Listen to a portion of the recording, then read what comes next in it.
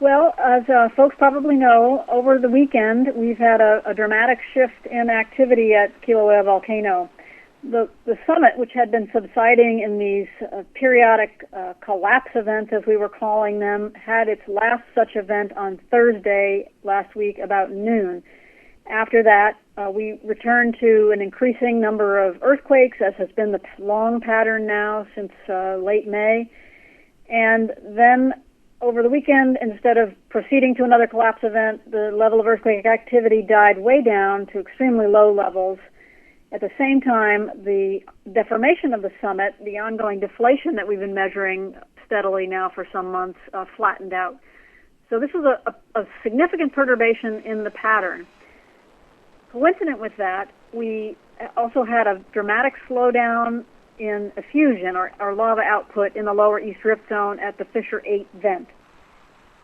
We, on overflights over the weekend, saw that the amount of lava entering the channel was greatly reduced, and in fact this morning even there was some bubbling and churning of lava within the vent, but lava was not actively being added to the channel. And folks may remember that as little as early last week, this wide river of lava had been fed from Fissure 8 heading all the way to the ocean. There's still some active lava at the surface as the lava flow continues to drain and ooze here and there, but overall the eruption rate has drastically reduced. With that, the amount of sulfur dioxide coming out at Fissure 8 has drastically reduced. Basically, the system appears to have almost shut down completely over the course of a couple of days. Now, we did see some hints that this might be coming. As we look more carefully at the data from early to mid-July, we were beginning to see some changes in various parameters that now, in retrospect, were early signs of the system going through a change. Of course, the big question is this mean the eruption and collapse activity is over? And the answer is we can't be sure. Clearly, we're in a pause or a lull, and we just have to wait and watch in the coming days and weeks ahead to see how the system evolves, whether it continues to slow down and truly stop, or there does remain the possibility that activity could resume both at the summit and in the lower East Rift Zone. As a reminder, in 1955, there was an eruption that went on for 88 days, and it did include 2 shutdowns of 5 and, I think, 16 days. And so that's a model for what might be happening. Similarly, there's no reason to believe that it can't start up collapsing again at the summit. Longer term, if activity changes permanently in this direction, we have to then think about what other hazards might be out there. As the summit has changed so dramatically over these months, we now have a very deep crater. We have a significantly drained summit magma reservoir, and we're trying to think about the possibilities of what that might entail for ongoing hazards in the summit. I think one thing people are going to ask is why has this happened? What does it mean? And the several hypotheses that exist. One are that we've had basically a slowdown in supply to the summit magma reservoir, which has basically brought the whole system to a halt. We don't have evidence for or against that, and we're looking at ways to test that hypothesis. The other possibility is that there's been a blockage in the system somewhere that basically prevents further draining of the summit and further outflow in the lower East Rift Zone. But again, we have no evidence for that, really. So we're continuing to search for explanations for what's going on, because that should help us determine what will happen. I'll stop there. Our first question comes from Alima Loomis with EOS. Your line is open. Hi, thank you. You mentioned that in early July you saw some early signs that the eruption might be slowing down, or in retrospect you realized you were seeing those signs. Can you explain further what those signs may have been? Sure. Well, probably the most dramatic one to see in a graph is looking at the duration of the repose intervals between the collapse events at the summit. We began a pretty steady increase in that repose interval. So between these step-down collapses, more time was passing, which seemed to correspond with a slowing down of the collapse process itself. Interestingly, our geologists who spent the daylight hours up at the summit watching activity noted that in that same time period, the duration and character of rockfall activity from the western part of the caldera wall seem to change and diminish as if potentially the magnitude of seismic shaking on that side of the caldera was diminishing or at least changing. So that was another one. Down in the lower East Rift Zone, we saw periods of what were lower effusion or suggestions of lower effusion. The channel level would drop well below the levee rims at times, and the lava fountain heights within Fissure 8 were beginning to decrease. So those were some of the characteristics. There were probably others, but those are what come to mind right now. Thank you. And when did you see these changes start? Roughly the middle of July, early middle of July. Mm-hmm. Our next question comes from Damian Tucker with Big Island Now. Sir, your line is open. Yes. Are you guys expecting the lava to rise back up inside the crater? At the Kilauea summit. Correct. Well, I guess that's one possible outcome. I wouldn't say we're expecting it, but it could happen. And if we see the summit magma reservoir begin to refill and the summit will begin to inflate, it is possible that magma column could rise back up to the surface. That has happened historically prior to other summit collapse events. But at this time, we have a very open pipe going down the rift zone, and so it may be that magma is diverted in that direction rather than coming up into the summit caldera. But we can't completely discount it. Our next question comes from Nina Wu with Honolulu Star Advertiser. Your line is open. Hi there. Good afternoon.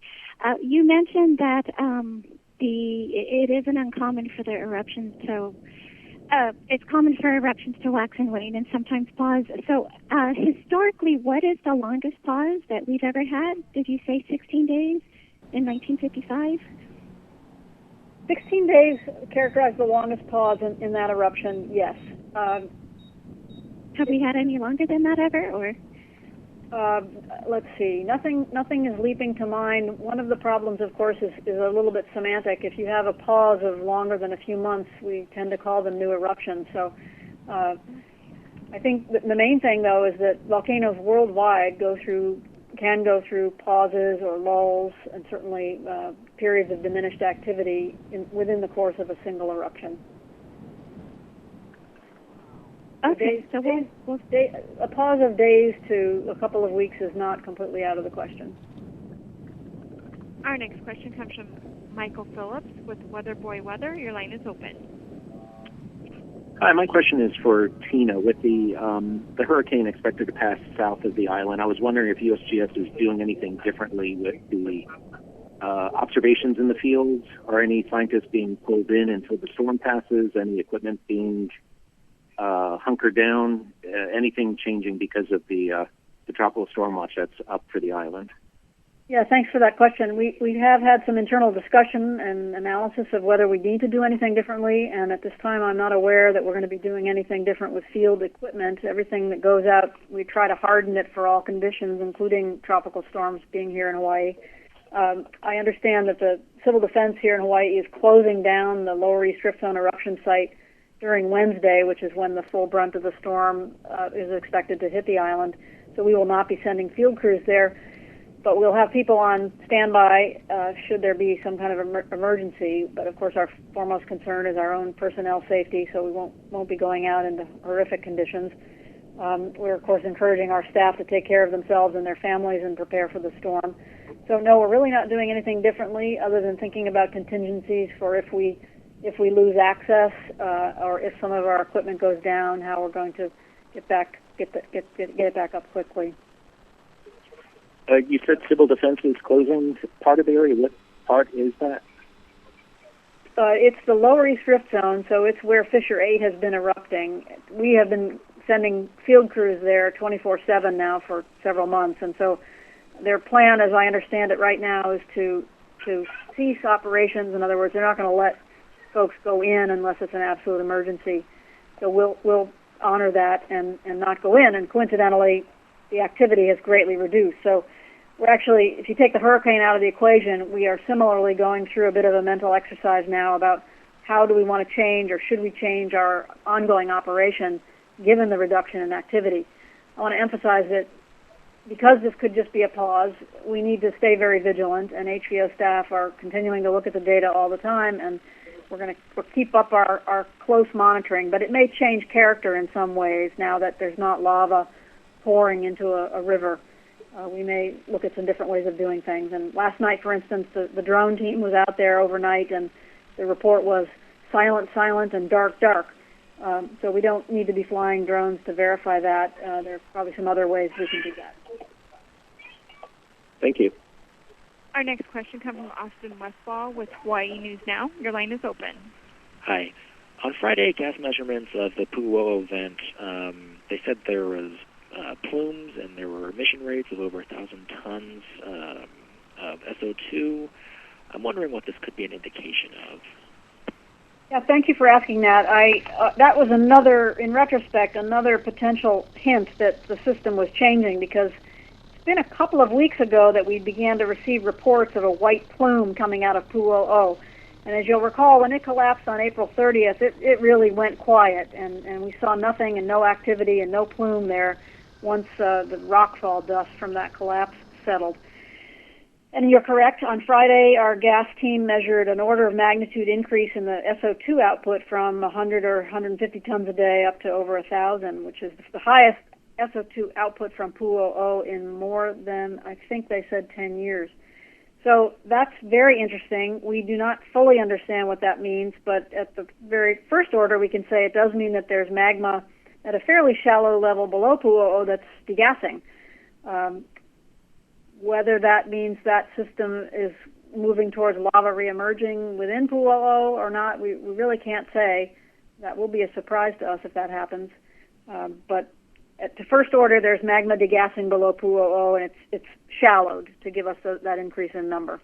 But we did do a flyover this morning, and our geologists looked down with eyeballs and FLIR camera and did not see any sign of lava or excessive high temperatures. There was, however, a continuing plume of gas and water vapor coming out, obscuring somewhat the inside of the crater. So we'll be keeping an eye on that. But thankfully, that is in a remote part of Hawaii Volcanoes National Park, and so even if lava were to resume coming out at the surface there, which I still think is a long shot, it would not immediately endanger anyone. Our next question comes from Jennifer Kelleher with Associated Press. Your line is open. Hi, what impact could the approaching storm have on the volcano, if any? We do not anticipate any process response from the volcano. Heavy rain will create likely whiteout conditions over the still warm lava flows or still hot lava flows. I should say that even as of this morning, there are parts of the lava flow that are still moving, still incandescent, at very high temperature, and there still is active lava in fissure 8. And interaction of heavy rainfall with those hot surfaces and material will create steamy whiteout conditions that are hazardous right in that vicinity. But we don't expect it the storm to actually do anything to the volcano other than slightly change the hazards at the surface. You said whiteout conditions? Yes, this has been noticed in the past during Pu'uo'o lava flows that go to the coast on the coastal plain area. The interaction of water with this hot lava or warm surfaces can create, basically it's like being in a spa, and so it's very dense clouds of steam that can have a little bit of sulfur dioxide in them. And the main danger, though, is if you're ever caught in one of these things, is that you can't see where you're going. So it's another reason I'm sure the Hawaii County Civil Defense folks will continue to remind people that the new lava flows are in a closed area. Okay, thanks. Our next question comes from John Burnett with Hawaii Tribune Herald. Your line is open. Hello, Tina. How are you doing? My question about Pu'uo'o was basically answered, I got one more. The flow front at the ocean front, has it gotten any closer in the past day or so to the Pohaliki boat ramp? I'm looking at my update from today, and the answer is active lava is close to the boat ramp but has not advanced significantly. I'm sorry, I can't give you any numbers, but that's what we said today in our update. Yeah, I read that. Thank you. Our next question comes from Steve Gorman with Reuters News. Your line is open. Hi, thanks very much. Can you describe in a little bit more detail, how what exactly is happening at Fissure 8 in terms of lava either bubbling out or just kind of oozing out as opposed to fountaining out before, or maybe it has stopped more or less altogether, or it's intermittent, or can you just maybe describe, what you would see if you were there? Sure. We have a couple of pictures on our homepage, our website with photos that will show it to you better than I can describe it in words. But basically, the Fissure 8 vent has created this cone that's got a crater inside of it. And what was happening until this weekend is that lava was sort of welling up inside this crater, and there were fountains bursting through the pond that existed in the crater, and the lava was spilling out and filling the channel and feeding the flow to the ocean. This morning, to me, that what looked like is that inside that crater there still was a little pond of lava. There were, if you will, little bubblers kind of coming through the lava, not fountains blasting tens of feet into the sky. It was a very subdued sort of bubbling, not so much fountaining, and no lava was making it up and out of the crater. In addition, the surface of the lava pond was more crusted over and dark and black than it typically was as late as last week. So overall, just a reduction in vigor, a reduction in certainly output, and a reduction in gas output, all consistent with basically something turning off the spigot to the surface. Thank you very much. Our next question comes from Jennifer Kelleher with Associated Press. Your line is open. Hi, sorry, I missed the very beginning of the call, so apologies if this was already addressed. But is there any indication that this pause could be followed by a larger explosive event and subsequent surge? And if so, does the more solidified lava channel mean that lava flows could spread into new areas? Let me answer your question in reverse. Should lava resume at Fissure 8 and come out with vigor again, it will likely at first reoccupy the existing channel, we would expect, but you're right, it could spill in different directions depending on the geometry at the time. One thing that could happen in the coming days to weeks is that the cone might start to fall apart a little bit, so there might be new pathways for the lava to move.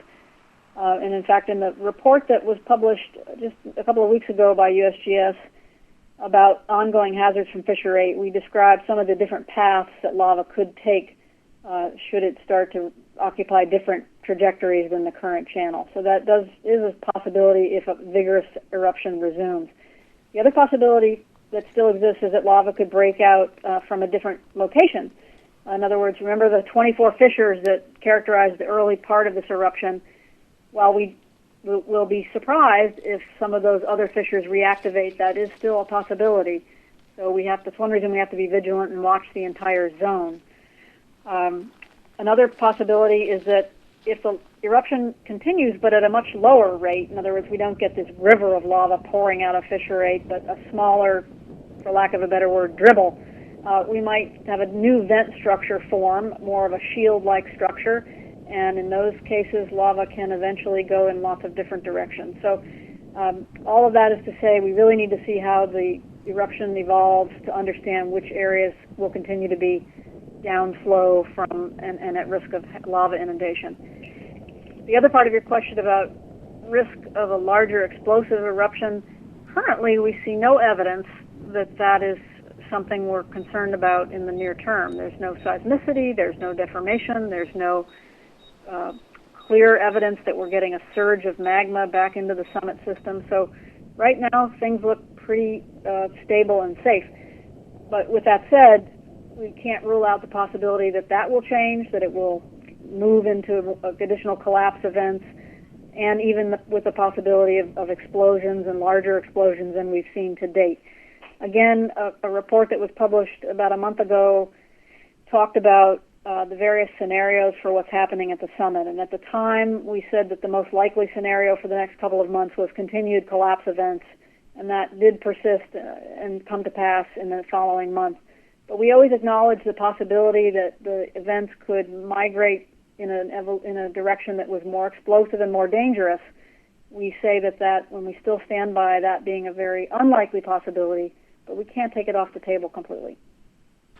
Okay, sorry, when you said creating new pathways for lava to move and you were talking about the cone, you said that if the cone falls apart or it could fall apart. Yes. Right now it seems to be a pretty stable feature, but we did see in our overflight today evidence that the interior walls have been slumping downward through time.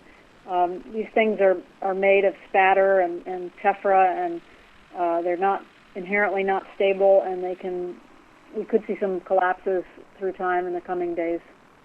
Okay, thank you.